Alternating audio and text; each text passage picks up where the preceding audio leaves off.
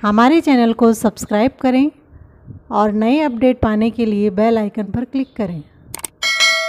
Hello दोस्तों, स्वागत है आप सभी का आपके YouTube channel Sanskrit in easy way में। आज हम कक्षा 8 के लिए संस्कृत का दूसरा मॉडल पेपर लेकर आए हैं।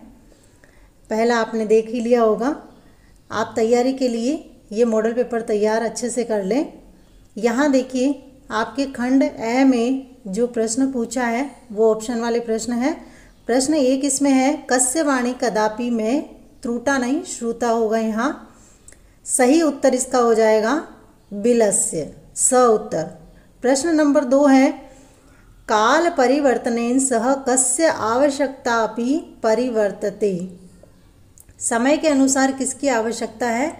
तो यहाँ है परिवर्तन होने के लिए मानव की, तो लिखेंगे मानवस्य। अगला प्रश्न इसमें देखिए, प्रश्न नंबर 3। तीसरे प्रश्न में पूछा है, दोर्या त्वयात जाने कह बुद्धः आसीत्। यानी यहाँ जो उत्तर आने वाला है सही वो है व्याघ्रः। फिर इसमें है, राकेशस्य पुत्राय किन नाम आसीत्। राकेश के पुत्र का क्या नाम था? तो यहाँ पर सही उत्तर हो जाएगा, उसके तो पुत्री थी, पुत्र नहीं था, तो सही उत्तर है इसमें अंबिका। फिर है इसमें प्रश्न नंबर 5, गजधरः इति सुंदरः शब्दः अत्र अव्ययपदम किम। गजधर इति सुंदर शब्द, यहाँ इस वाक्य में अव्यय पद क्या है वो चुन करके लिखना है। सही उत्तर है इति। प्रश्न 6, श्रावयतु इति पदे कः लकारः। श्रावयतु जो पद है इसमें कौन सा लकार है? सही उत्तर हो जाएगा इसमें लोट लकार, ऑप्शन द। फिर अगला प्रश्न नंबर 7 में पूछा है आपसे, विपरीत तु अत्र समुचितम क्रियापदम किम। यहाँ उचित क्रियापद क्या है? विपरीत तु के आगे कौन सा क्रियापद आएगा वो हमें लिखना है और सही उत्तर आ जाएगा इसमें वर्जयेत। इसके बाद में अगला प्रश्न देखिए, प्रश्न नंबर 8। इसमें पूछा है, पशु नाम इति पदे का विभक्ति। पशु नाम में कौन सी विभक्ति है वो हमें बतानी है। सही उत्तर होगा इसमें द ऑप्शन, षष्ठी विभक्ति। फिर है प्रश्न नंबर 9, संधि कुरुत। संधि करो, तो यहाँ लिखा हुआ है पहले में विच्छेद दिया हुआ है वंश उद्योग, और इसकी संधि हम बनाएंगे तो लिखेंगे वंशोद्योगे। हम पूरा पेपर हल करेंगे तो लास्ट तक आप बने रहिएगा। सारे क्वेश्चन के आंसर बताऊंगी मैं आपको। और आगे बढ़ने से पहले दोस्तों, यदि आप चैनल पर नए हैं तो चैनल को सब्सक्राइब जरूर कर दें, बेल आइकन पर क्लिक करें ताकि ऐसे ही वीडियो आप तक पहुंचते रहें, और लाइक करना ना भूलें ताकि हम आपके लिए और ऐसे ही वीडियो लाते रहें। फिर देखिए, इसमें अगला जो है वो है महा प्लस उदय। तो इसको हम जब लिखेंगे संधि पद में तो लिखेंगे महोदय। फिर आ रहा है प्रश्न नंबर 10, और 10 में पूछा है, उपसर्ग चिनोतु। उपसर्ग चुनो, तो सबसे पहला इसमें लिखा है समागच्छत।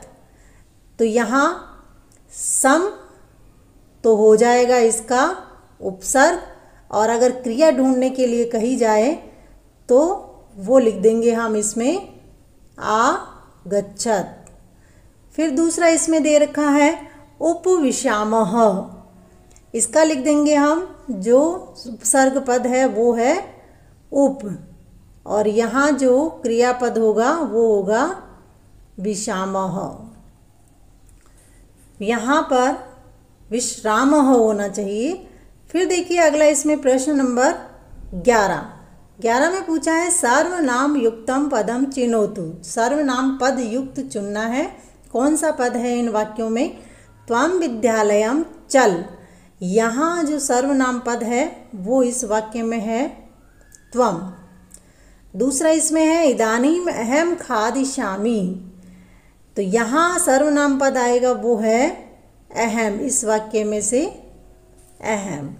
अब आ रहा है आपके प्रश्न नंबर 12 में देखिए, धातु प्रत्ययम च लिखत, धातु प्रत्यय लिखो। यहाँ सबसे पहले दिया है द्रष्टुम। द्रष्टुम में धातु तो हो जाएगी आपके द्रश और प्रत्यय हो जाएगा तुमुन, ठीक है।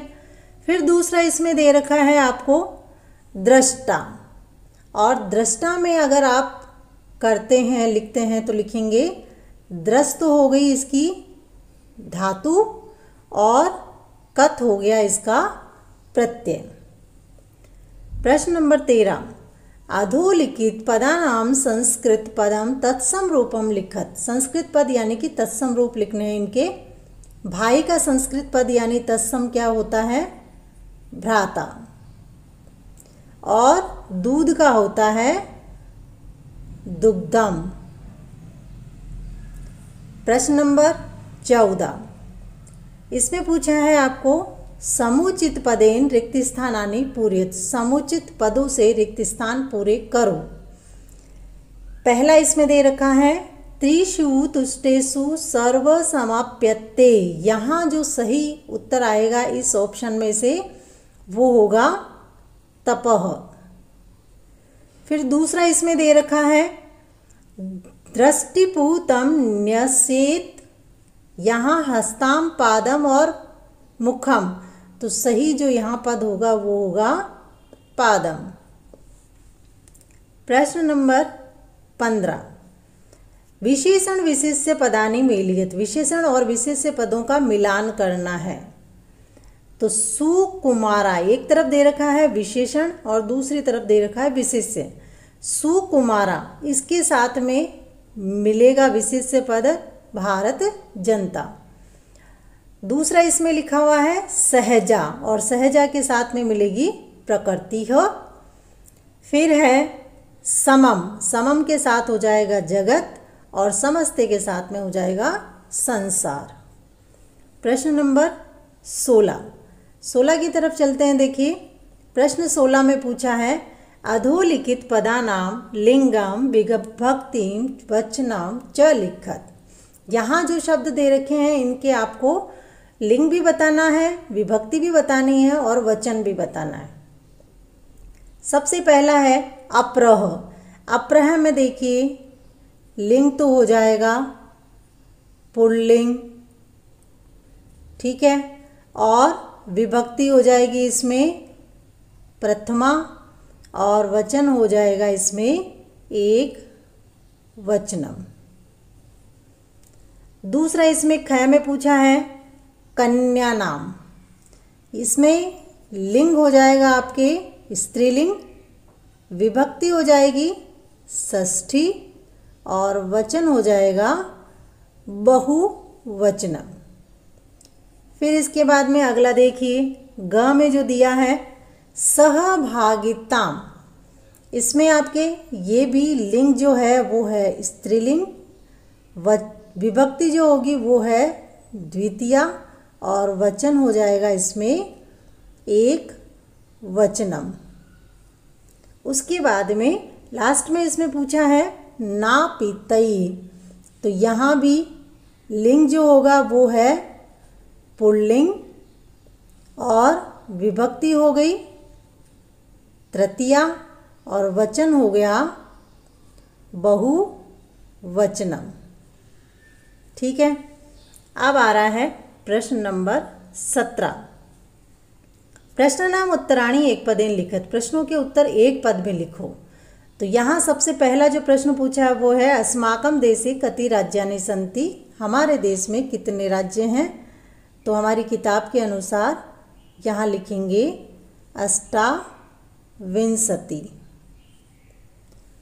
दूसरा इसमें पूछा है प्राचीन इतिहासे का स्वैधिना आसीत। प्राचीन इतिहास में कौन स्वतंत्र थी? तो वो लिखेंगे इसका उत्तर सप्त भगिन्यः, 7 बहनें। अब है इसमें अगला प्रश्न ग। इसमें लिखा है केसाम समवायः सप्तभगिन्यः इति कथ्यते। सप्तभगिन्य किसको कहा जाता है, किसके समूह को कहा जाता है? तो उत्तर हो जाएगा सप्त राज्या नाम, 7 राज्यों के समूह को। अगला प्रश्न इसमें पूछ लिया आपसे, अस्माकं देशे कति केंद्र शासित प्रदेशाः सन्ति। कितने केंद्र शासित प्रदेश हैं हमारे देश में? तो लिखेंगे हमारी किताब के अनुसार 9। फिर है सप्तभगिनी प्रदेशे कः उद्योगः सर्वप्रमुखः। सप्तभगिनी प्रदेश का कौन सा उद्योग सर्वप्रमुख है? बांस का उद्योग है, तो इसीलिए लिखेंगे वंशोद्योगः। ये हो गए हमारे प्रश्न उत्तर। अब आ रहा है प्रश्न नंबर 18। रेखांकित पदानि आदृत्य प्रश्न निर्माणम कुरुत। रेखांकित पदों के प्रश्न निर्माण करो। इसमें देखिए क में पूछा है प्रसन्नतायाः विषयो अयम। यहाँ जो अंडरलाइन पद है वो है प्रसन्नतायाः, तो इसका प्रश्न बन जाएगा कस्याः। लिखेंगे कस्याः विषयो अयम और फिर क्वेश्चन मार्क। दूसरा इसमें है सर्वकारस्य घोषणा अस्ति। दूसरे में अंडरलाइन है सर्वकारस्य के नीचे लिखेंगे कस्य घोषणा अस्ति और फिर क्वेश्चन मार्क। फिर इसमें पूछा है अहम स्व अपराधम आयासम करोसि। यहाँ अंडरलाइन है स्व अपराधम, तो इसकी जगह आएगा किम। अहम किम आयासम करोसि, ठीक है। तो और उसके बाद में लगा देंगे क्वेश्चन मार्क। फिर इसमें लिखा है समयात पूर्वम आयाम करोसि। तो यहाँ जो अंडरलाइन पद है वो है समयात, तो यहाँ लिख देंगे कस्मात। फिर अंत में एक और पूछा है इसमें अंबिका क्रोडे उपविशति। तो यहाँ जो अंडरलाइन है वो क्रोडे यानी कि अंबिका गोद में बैठी है, तो प्रश्न बनेगा कहाँ बैठी है? तो लिखेंगे कुत्र अंबिका क्रोडे उपविशति क्वेश्चन मार्क। अब है आपका प्रश्न नंबर 19। अपनी पाठ्यपुस्तक से कोई 2 श्लोक लिखिए जो इस प्रश्न पत्र में न आए हों। तो आपके अपने पाठ्यपुस्तक से 2 श्लोक आपको याद होंगे, आपको लिखने होंगे। फिर है इसमें प्रश्न नंबर 20 गृहं शून्यं सुतांबिना। अंबिका वाला पाठ है इसमें, राकेश, शालिनी, अंबिका। तो ये आपको कहानी याद होगी अच्छे से। दूसरा इसमें है संसार सागर से नायिका। इन दोनों में से आपको कथा का सार लिखना है अपनी हिंदी भाषा में। प्रश्न नंबर 21 में आपको लिखना है मंजूषातः पदम चित्वा वाक्यानि लिखत। मंजूषा से पद चुन करके वाक्य लिखो। तो यहाँ कुछ शब्द दे रखे हैं, जैसे खगाम पक्षियों को, विक्षति खिलते हैं, उदति उदय होता है, कमलानी कमल, सूर्य सूरज, बालह बच्चे, कुजंती कुंजन करते हैं बोलते हैं, क्रीडंती खेलते हैं। इन शब्दों को लेकर के हमें वाक्य तैयार करने हैं।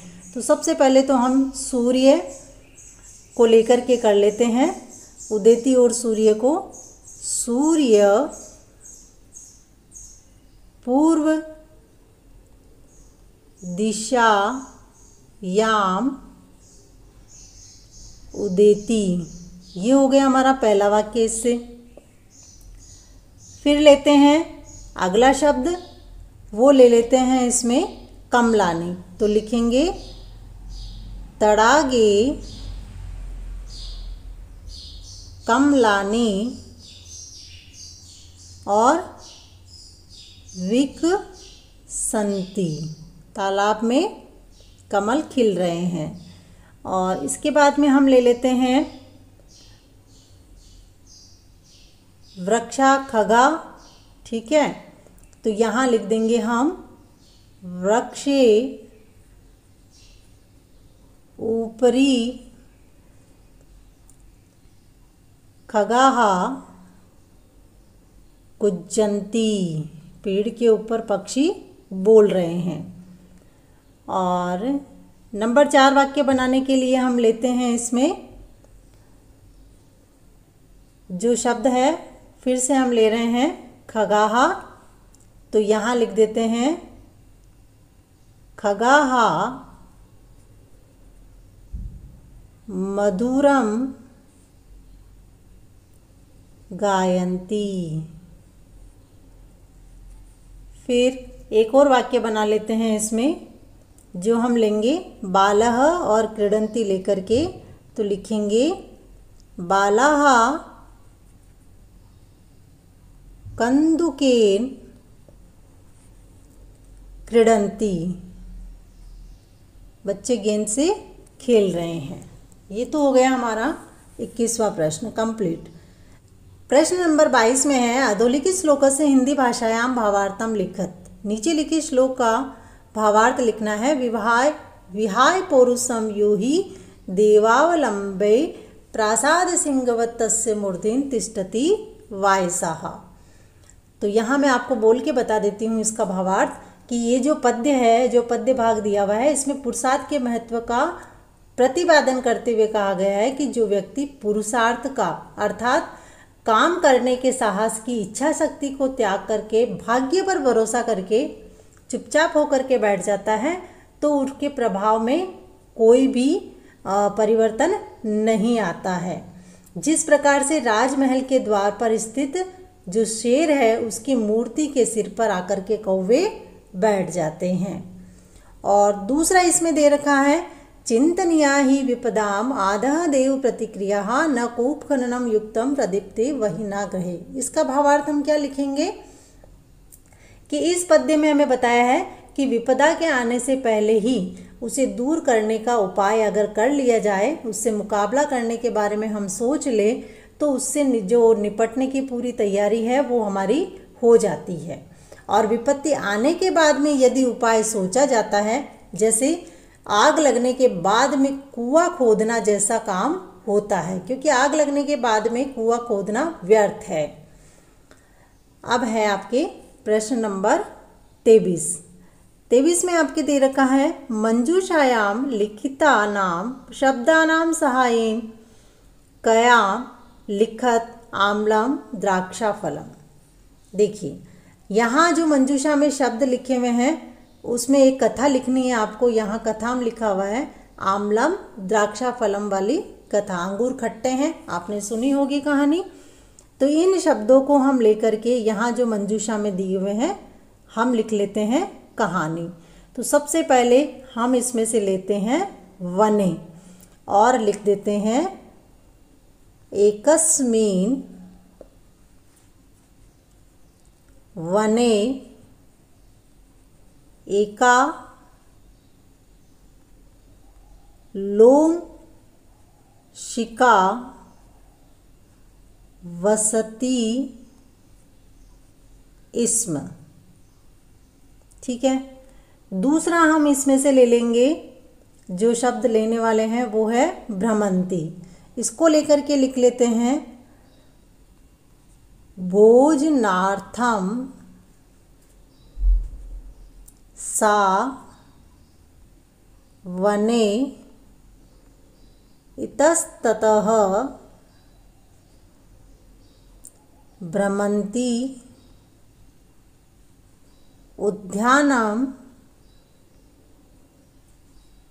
आगच्छत। घूमते हुए वह बगीचे को आई। फिर हम ले लेते हैं अगला शब्द इसमें से तीसरा वाक्य बनाने के लिए, तो ले लेंगे हम द्राक्षा लताम। तो वहाँ आकर के उसने क्या देखा, वहाँ तत्र सा एकाम द्राक्षालताम अपश्यत। ये हो गया। इसके बाद में देखिए अगला फिर हम और लिख लेते हैं, तो जिसमें से हम यहाँ लेंगे लतायाम, और लतायाम से लेकर के बना लेते हैं द्राक्षा लतायाम अनेकानि द्राक्षा फलानि आसन। ठीक है, ये हो गया हमारी पंक्ति। इसके बाद में हम अगला शब्द लेते हैं इस मंजूषा में से, तो लेंगे उत्प्लुत्य। तो लेंगे सा, वो बार बार कूदी थी ना, तो उत्प्लुत्य नेकवारम अनेकानि फलानि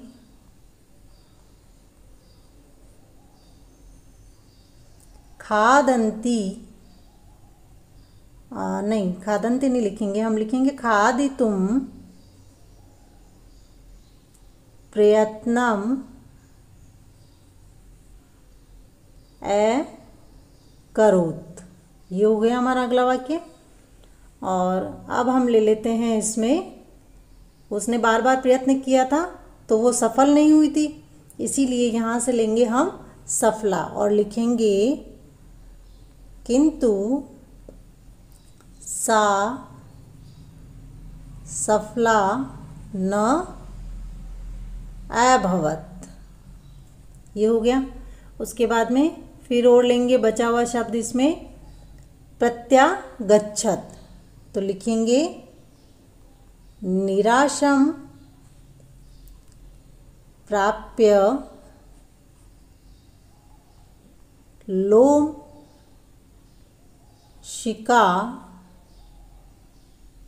प्रत्यागच्छत।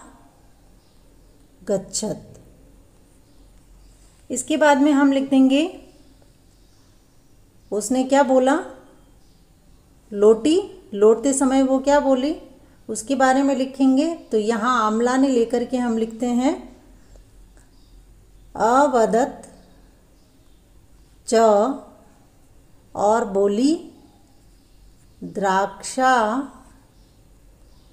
फलानी अम्लानी संति। अंगूर के फल तो खट्टे हैं। ये हो गया।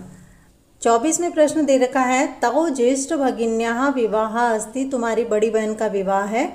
दिनत्रयस्य अवकाशार्थम तत्र प्रधानाध्यापकम प्रार्थना पत्रम संस्कृते लेखनीयम। अपने प्रधानाध्यापक को आपको छुट्टी के लिए प्रार्थना पत्र लिखना है। तो लिखने का तरीका तो सेम ही है, मैं यहाँ पूरा लिख के आपको एक बार बता देती हूँ, ज़्यादा आसानी रहेगी, आपको कोई नोटबुक देखनी नहीं पड़ेगी। सेवायाम लिख दिया, उसके बाद में नीचे लिख देंगे श्रीमन्तः प्रधानाचार्य, यहाँ नीचे लिख देती हूँ मैं आगे का शब्द महोदयः। उसके बाद में नीचे लिखेंगे स्कूल का नाम, अगर कोई दिया हुआ है तो ठीक है, नहीं तो हम लिख देंगे राजकीय उच्च माध्यमिक विद्यालय। और जिस शहर में हम लिखना चाहते हैं, जयपुर, जोधपुर, अलवर, जो भी, वो यहाँ लिख देंगे। उसके बाद में पूर्ण विराम लगा देंगे और विषय लिखेंगे। विषय जो हमारे पेपर में दे रखा है, क्या दिया हुआ है कि बहन की शादी है और 3 दिन की छुट्टी चाहिए, तो विषय लिख देंगे हम यहाँ दिन त्रयस्य अवकाशार्थम प्रार्थना पत्रम। ये हो गया हमारा विषय। ठीक है, इसके बाद में आगे क्या लिखेंगे, विषय के बाद में महोदय, तो लिखते हैं महोदयः। इसके नीचे हम लिखेंगे सविनयम निवेदनम अस्ति, सविनय निवेदन है कि, तो लिखेंगे यत् मम ज्येष्ठ भगिन्याः पाणी ग्रहण संस्कारः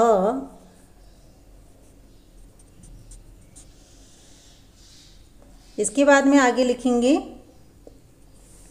जो भी दिनांक लगानी हो आपकी लगा सकते हो। जैसे आज की दिनांक है 30/3/2022, ठीक है। फिर दिनांकें लिख देंगे और लिख देंगे हम आगे निश्चितः। एतत् कारणात्, इस कारण से, दिन त्रयस्य यावत् अहं स्वकक्षायाम्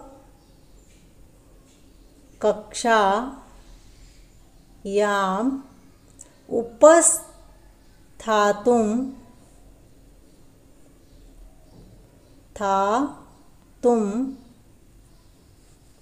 न शक्नोमि, उपस्थित नहीं हो सकती हूँ मैं इस कारण से अपनी कक्षा में। अब आगे लिखेंगे, नीचे लिखते हैं, अतः निवेदनम् अस्ति यत्, इसलिए निवेदन है कि दिन त्रयस्य अवकाशं स्वीकृत्य माम् अनुग्रही,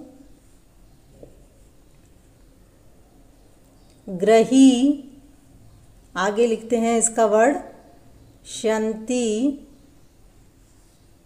श्रीमन्तः। ये हो गया हमारा प्रार्थना पत्र। अब नीचे यहाँ क्या लिख देंगे हम, सधन्यवाद, उसके बाद में लिखेंगे दिनांक और इस तरफ लिख देंगे भवदीयः शिष्य और अपना नाम या फिर कक्षा या रोल नंबर, ठीक है। इसके बाद में है हमारा प्रश्न नंबर 25 में है, एकस्मिन् विषये निबंधं लेखनं कुरुत, एक विषय पर निबंध लिखो, भारत देश है अथवा मम विद्यालय। तो यहाँ पर मैं आपको भारत देश पर लिख करके बता रही हूँ निबंध, तो अच्छे से देखिएगा। देखिए, सबसे पहले हम लिख लेते हैं भारत देश पे, भारत अस्माकं देशः अस्ति, भारत हमारा देश है। दूसरा वाक्य लिख देंगे, अयं देशः सर्वासां विद्यानां केंद्रम् अस्ति, यह देश सभी विद्याओं का केंद्र है। उसके बाद में तीसरा वाक्य हम लिख देंगे, अत्र अनेकाः पवित्रतमाः नद्यः वहन्ति, यहाँ अनेक पवित्र नदियाँ बहती हैं। और फिर अगला लिख देंगे इसमें, अस्य उत्तरस्यां हिमालयः अस्ति। फिर हम अगली पंक्ति इसमें लिखेंगे, अत्र सर्व धर्माणां समानः सम्मानः अस्ति, सभी धर्मों का यहाँ सम्मान होता है। और उसके बाद में लिख देंगे, अस्य भूमिः